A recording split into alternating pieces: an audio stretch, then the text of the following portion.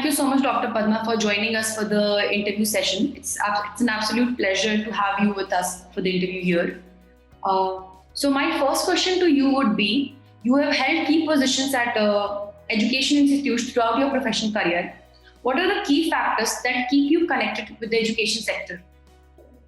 See, the biggest bonus or boon that I would say with the education sector is that, every year or every 2 years, you get to meet a new set of students. And with this new set of students also comes up new ideas, new issues. And I think, the energy with these students provide, or the youth provides you as students, that's really something that is what energizes us. And I feel that, that's something which is being able to keep up with the trend in times. Like even the use of gadgets for classroom use or for educational purposes, which was so unheard of, or we could not even have imagined that we would be using a mobile phone to teach, or we would be using mobile phones to communicate with our students en masse 10 years back is such a common thing now. And at least for people of my age group, I think people who are 55 plus, we've learned most of the things from our students, or got an idea that, okay, if they could do this, we could do it in a better way, or, we could try to improve upon it. And I think that's something that keeps you going, you're open. Your mind is always open to new ideas, innovations. In order to understand them, we also keep updating ourselves. And I think there is a new learning at every stage. And that is what is most exciting about the teaching profession. We had to innovate. Always innovation is the key to learning. But as teachers, you have to innovate more, because you need to cater to the demands of your students. And you also need to understand their psychology, what would make them, a keen learner. It's no more about just rote learning. It's also about, inculcating in your own students a sense of learning to acquire more knowledge. And that's how one needs to innovate, find newer ways of doing it. And that keeps one going. And also, I think that's what makes us also lively and energetic. Right. So, ma'am, the education systems in India and other foreign countries are structured very differently. So, in your experience, what can an inbound student gain from studying here in your institute or school? Okay. See, the education system, especially with media and communication, mass communication sector, I would like to say that, there are very two broad streams. One is the theoretical aspects, and the other is the skill-based or the practical aspects. And what we are trying to do in India is we're trying to bring about a balance in teaching, that we don't tilt towards any one side, only skill-based or only academics. We try to strike, at least at Manipal Institute of Communication, we try to strike our syllabuses, if you see, for the BA Media and Communication or the MA Media and Communication. We've tried to strike a balance between theory and practical knowledge. It's almost like theory is 40%, practical knowledge is 60%. And in some of the programs, it's just 50-50. Yeah. And it's a 3-year program. When you look at the students abroad, especially, our exchange students who come largely from Europe, one, their university system is a little different from ours, where there is the onus of learning is on the student. The onus of learning is teaching is not on the teacher. Yeah. And they're much older, mature. So they come in with a lot of experience. They do a lot of reading, preparation before they enter the class. Whereas the Indian undergraduate student is still, has to be handheld as he was being done in his higher secondary, or she was being, handheld in her higher secondary for their first year level of graduation. But the other thing that, benefits our students who come from other countries to India to study for the semester abroad or the student exchange program is that, they get to see Indian way of life. They deal with our students. They work on group projects. It's not that they don't get the media exposure, because they're working on projects like, making a film on a particular subject, a documentary film on a particular subject, or, involving themselves in production with our students at the studios and things of that kind, or bringing out our college newspaper. So in that way, they get a hands-on experience of how the Indian media works, at a very, very micro level. But that's what the students from other foreign universities gain in India. And side by side, since they are living with the students, they are working with the Indian students, they also get, very, what I would say, it's not manifest, but very latently, they understand Indian culture, the nuances of it and things of that kind. And that really benefits them. For our students, who from Manipal go to universities abroad, we have a MOU with a lot of universities where they spend a semester abroad. And for those students, Manipal provides them that ground to get an international exposure. So we are actually, in a way, trying to give both the inbound and the outbound students a kind of a global exposure, and also in a way trying to internationalize our education. How does the curriculum of Manipal Institute of Communication ensure the best practice of industry? See, we have adopted certain things in our curriculum, which is inbuilt into our system. Like, we have a board of studies, which actually vets through our syllabus. And we conduct our board of studies very regularly. We have people not only from the academia, but also from the industry, and also our alumni and student representatives. Yeah, including our faculty who make the syllabus. So we do take in feedback from all these people, because they are important stakeholders, the industry, the alumni, and our current students. And based on their inputs and their feedbacks, we do tweak into newer things into our syllabus. The other thing that we have adopted is, we call it as curriculum conclave, where we get a group of people, both academics and industry people, and sit and go through our syllabus and see what can be refined, what needs to be added. If there's something, what is a better way of teaching the students so that they acquire the required skill in the industry. Yeah. Other than, just improving upon our syllabus, we also have internships built into our curriculum, so that the students get a real-time experience.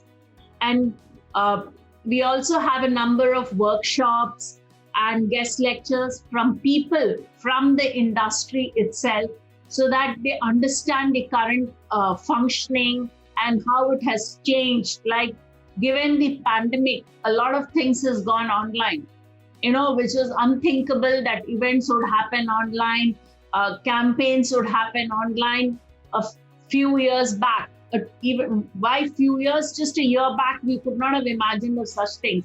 But today, since it's happening, we are also trying to educate our students about how to do such things, how to go about such things by, getting experts to talk to them, making them involved in such projects. Right. And pandemic has taught all of us a lot. Like, it has helped us evolve in different aspects for everyone. Yes, it's been, unknowingly, it's been a very big teacher for all of us. A lot of life lessons we've learned in different ways. Yeah. So ma'am, being a director, what are your views on online education? See, if you look at the field from where I come from, yeah, not everything can be taught online because it's more about hands-on experience. Like I can give a demo about a camera, I can give a demo about a radio console, but then how does a student know that he or she will be able to do a right kind of work, or is it appropriate? Is only when they work with the equipment, only when they work with the software will they understand the nuances of it, and therefore it really became difficult for us to offer skill-based courses. And in fact, for that, what at MIC we did was that in the last semester, that is from July 2020 to December 2020, we had a lot of skill-based courses in our syllabus, which hoping that the pandemic situation will be better from January 2021, we had shifted them with the advice of our Board of Studies, shifted them to the January 2021, and we only had theory subjects in the last semester so that the students don't lose out on skill subjects. Yes, it also has some issues of broadband connectivity, internet access and things, but by and large we were able to do a very good job, I would say an excellent job of teaching online, because as the pandemic struck us in March, we immediately decided to train our faculty in online teaching. In fact, we had sessions on using various learning softwares and platforms, and we finally stuck to MS Teams, and I think that's a very excellent platform where we can impart our lectures. We have recordings of our lectures, our materials can be posted, we can test these students and things. But what largely I feel is that we can, in times to come also, we will have to go with online teaching, but it should be in a blended mode. You can't have completely online because, the physical presence of the surroundings of the teacher makes a lot of difference to learning. And even for the faculty who are teaching, the interaction is not so high when the group is large. If the group is small, then it's more effective. That's about 10 to 12 students, but our classrooms are large, sizes are large, and it becomes difficult online to keep a tab on students in large numbers above 30. Whereas if it's a classroom, we can even manage 60 to 70 students while we are teaching and keep a tab on the students. So that I see as a problem with online teaching. But I think given the pandemic situation, online was a good alternative for all of us. And, we could go ahead with our academic calendar with minimal disruption. So how have you planned to adapt to this change in education from classroom to online? Yeah, so like I told you, one thing we did was we have shifted the theory subjects and the practical subject. Now, what we are doing currently is also at Manipal Institute of Communication is that the theory subjects we are conducting in a hybrid mode, okay, where we are both online and offline, and 30% of the students come to class to attend the offline, the same lecture, and it's also on Teams simultaneously at the same time. For the practicals, we've divided them into smaller groups of 20 each, so that social distancing and other norms can be maintained, and they do it physically. Only thing in practicals now we do is that we've done the demonstration videos, and teachers will have the faculty post the demonstration videos onto their learning platforms, and the students can watch it before they come for the class. And once again, the teacher does a demonstration before they go ahead, and whether it's their camera or whether it's their radio or their photography or their animation things, they can go ahead and do it. So we have both BA Media and Communication and BSc Animation courses. Animation is a completely practical subject. So there the students have to come to the lab, but in small groups of 20 each.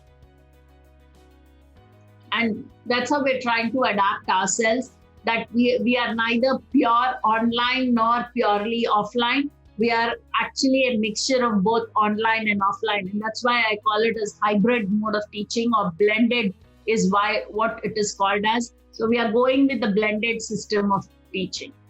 What would you like people to know about your college that they may not know? See, I'd like people to know that we offer a range of courses which not many people are aware about.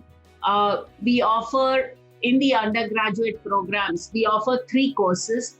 One is the BA Media and Communication, the other is BSc Animation, and the third one is BA BVOC, that is BA Bachelor's of Vocational Education in Graphics and Digital Media. Yeah, and the BVOC and the BA program, we have multiple exit and entry options. We are converting our BA 3-year program to a 4-year program where students who have a high CGPA can do a 4-year program and get an honors degree, whereas others who do not want to do the honors degree and are not research inclined can exit and go on to work in the industry or do higher education elsewhere.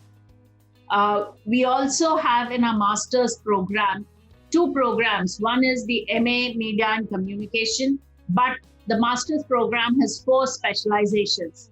The specializations are print and online media, film studies, communication management, which includes advertising, PR, corporate communication and things. And we have the 4th specialization, which is broadcast media, which includes radio, television, and video. We have a 2nd master's program, which is called MFA, that is Master of Film Arts. And this program is a dual degree program where a student does 1 year here in Manipal. The 2nd year, they have to go to EICAR Paris, EICAR Paris, and they have to complete the 2nd year there. They get 2 degrees, one which is offered by Manipal, the other which is offered by EICAR. We also run postgraduate diploma courses in corporate communication, in sports communication, and we are also going to start a few more postgraduate diploma courses in the next academic year. It's still in the processing stage, and we offer certificate courses in animation, in sports communication, and we are also offering short-term certificate courses of about 5 to 6 weeks duration. So we have a whole range of courses, and also doctoral programs, that is a PhD in communication is also offered at Manipal Institute of Communication.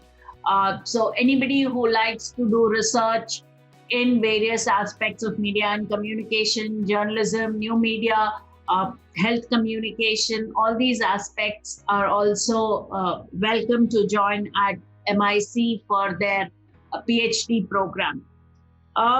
In terms of programs, but we also offer certain very unique courses to our students. For our undergraduate students, especially the BA Media and Communication, they study certain subjects which not all students from the mass media or the mass communication background study. Like we have courses on sports journalism, defense communication, international relations, media research, and we've also integrated, like I earlier said, internship into all our programs. All students at Manipal Institute of Communication have to mandatorily do an internship. And that is helps them in understanding how the industry works, gives them an industry exposure. And our students, because of our international collaborations with various universities in Europe, Australia, US, they get a global exposure because we have Erasmus Plus grants and other grants by which students can go for a semester abroad to our partner universities. And even students from those universities do come to our partner, from our partner universities to MIC. And therefore, even students who haven't traveled abroad do get a global exposure by staying at MIC.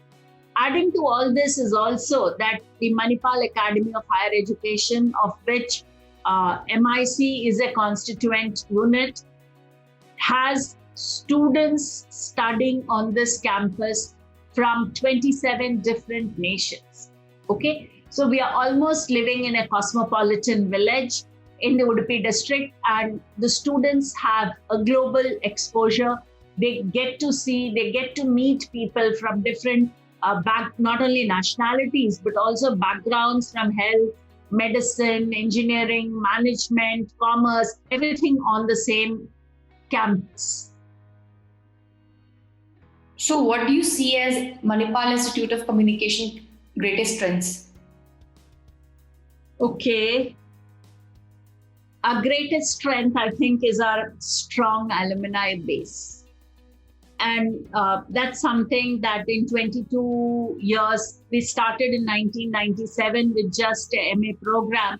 So that's been our strength, because even today, it's the alumni who recommend most of our students who have joined us. And that is one of our greatest strengths. The other, I would say, is the faculty. We have a faculty which is both balanced with theory and practice, which means that there's some of our faculty who are research oriented, who are from academic background, but there are equally number of other people, other faculty members who have an industry exposure, who have worked in the industry for some time, and then have joined to teach us. We also have guest lecturers who are mainly from the industry, and that also our adjunct faculty is also from the industry. So that is something that, even though Manipal may not be as centrally located as Bombay, Delhi, Chennai or Bangalore, but we ensure that our students get the same kind of exposure. Also, we have a very vibrant research culture, and here, because of which the number of PhD students and research has been growing in the years. And we offer both consultancy to industry as well as, in terms of academia industry partnerships, because that helps us to keep in touch with what is happening latest in the industry. And that, I feel, is some of our strength. Any suggestions you would like to give to the current youth and aspiring students? Yeah. One major suggestion that I would like to give to the students, youth today, is that to be patient. They want to achieve everything very quickly. No, everything requires a lot of hard work, and you have to do your groundwork properly if you want to rise up in your life. And please learn from your failures rather than, getting dejected, demoralized. It's very sad when you see students, not coping up with a lot of failures and other things. And I think that's very important, that we need to learn from our failures. We need to learn from our rejections and then move forward in life. The other thing is that, a lot of time people while talking to students, I feel that they feel, they are going to do something else in life and they want to do something. So how would knowledge from a very unrelated field, be beneficial to them or useful to them? And I suggest that, there is no end to learning. Please, and any knowledge that you acquire, maybe just by observation, just by interaction with people, comes a long way in your career, in your life. It adds to your life experiences. It adds value to your working. And so acquire as much as wide variety of information that you can have under your umbrella. Observe people, observe, even in the media, you need to observe a lot of things to understand. You need not react and respond, but just observe, and that will itself help you come to certain conclusions when you are, asked to do something or you're going to hold a responsible position. So what is the scope of placement after getting a degree from Manipal Institute of Communication? See, the scope of placement after getting a degree from MIC is very, very wide. You have a range of professions where you can take up depending on your interest, your options that you want to do it. And the list is endless. If I'm,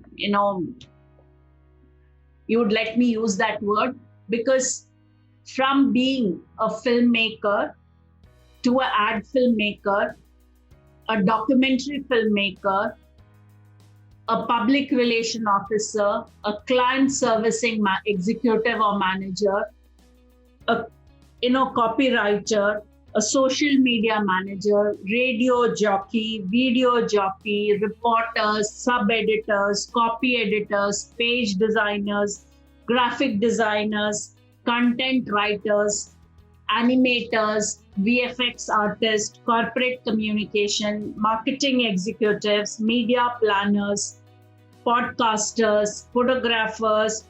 The list, I can keep adding the names to the list. And today, I think, given the current circumstances, there is enough job available, because every startup or a big corporate is looking for opportunities to how build up their own brand image and brand visibility.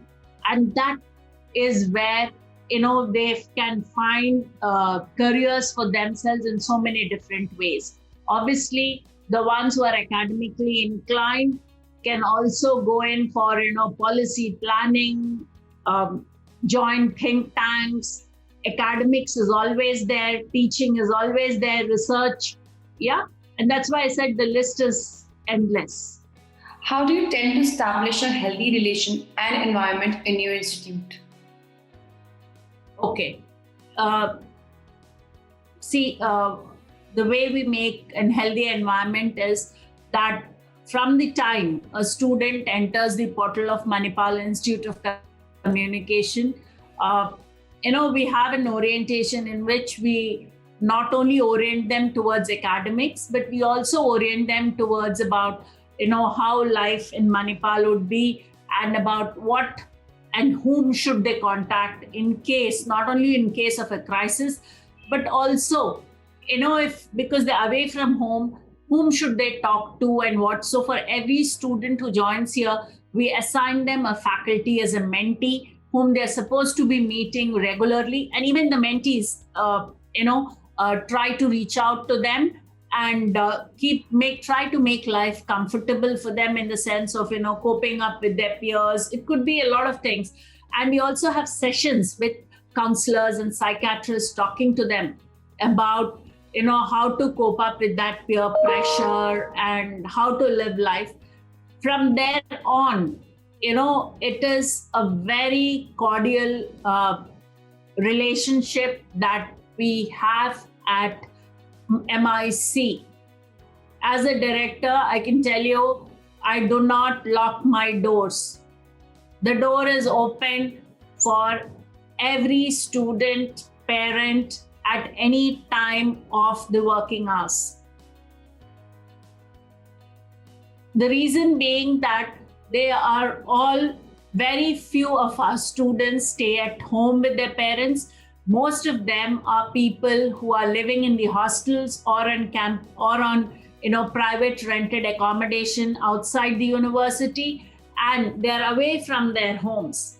And also the mentees keep tracking the students over their 3 years or 2 years stay here, and we ensure that in case of any kind of a help, whether it is not only a health emergency, but also in terms of just somebody to talk to.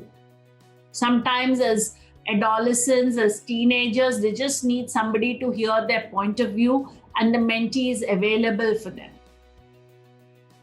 In case we realize that yes, the person needs some kind of other kind of help, like it's not necessarily a psychological issue, but we also have student support centers where we have counselors people there who just talk to the students, and the anonymity of the student is maintained. We do not leak it out to anybody. And also, in terms of academics, we've ensured that most of the practical subjects, all the practical subjects are done in smaller groups so that there is a one-to-one interaction between the student and the faculty. Yeah, there's nothing right or wrong in terms of skills. It's only about how do you do it better, or how do you further your skills up. And that only certain things can be done en masse. The rest has to be only done by hand. You have to dirty your hands and then experience and come forward. And we ensure that all our students get hands-on experiences with things. That's how we have a system of a college newspaper, bringing out short films, documentaries, and we also have some very good cultural activities. Like, in our normal times, not during the COVID times, but in our normal times, usually every month, we have an evening which is called as Oxygen, where it's the students perform certain cultural activities. It could be based on a theme, or it could be based on an occasion. That is like generally during Dashera, they have a Dandiya night. And also we have theater clubs where students do street plays and stage shows and things of that kind. Then we also have for literary activities and L Club, which takes into account people's needs of having ones who want to have a book discussion or debate on certain topics and things of that kind. And we have POD, which is for palette of design. That's an art based club. And we have Chitramane, where people who are involved in painting and making their own artworks can display it. So these are activities which is also meant to we are not only meant for academics, but also other activities which keep people positive and engaged and active. Sure. Thank you so much, ma'am. Thank you for your valuable time and enlightening every one of us so much about the Manipal Institute of Communication, so that when students come on the platform and get to see the interview, they are able to make right decisions for themselves. Thank you for giving us this opportunity.